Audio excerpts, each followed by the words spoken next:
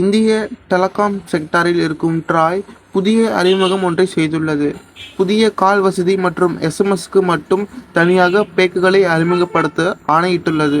இதுக்கு இந்திய முன்னணி தொடர்பு நிறுவனங்கள் குரல் மற்றும் எஸ்எம்எஸ்க்கு மட்டும் பேக்குகளை அறிமுகப்படுத்தும் ட்ராய் நடவடிக்கையை விமர்சிக்கின்றனர்.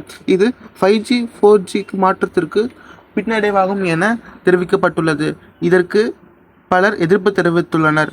ஆபரேட்டர்கள் ட்ராயின் ஆணையை எதிர்க்கின்றனர். தொலைத்தொடர்பு நிறுவனங்கள் ட்ராயின் சமீபத்திய விதிமுறைகள் ஒரு பிற்போக்கு நடவடிக்கை என்று அழைத்தனர்.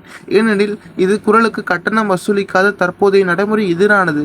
அறிக்கை கூறியது, தற்போது தொகுக்கப்பட்ட டேட்டா பேக் சலுகைகள் குரல் சேவைகள் மற்றும் தொலைத்தொடர்பு நிறுவனங்கள் இலவசமாக வழங்குகின்றனர். ஆனால் ட்ராயின் சமீபத்திய ஆணையின்படி குரல் மற்றும் குறுஞ்செய்திகள் மற்றும் பேக்குகளுக்கு அறிமுகப்படுத்தப்பட்டவுடன் குரல் கட்டணம் வசூலிக்கப்படும். மேலும் அது போன்ற பேக்குகள் குரல் என்று மாற்றப்படலாம் மற்றும் டேட்டாவிற்கு பதிலாக எஸ்எம்எஸ் என்று ஒரு மூத்த தொலைத்தொடர்பு நிர்வாகியை மேற்கோள் காட்டி அறிக்கை கூறியது.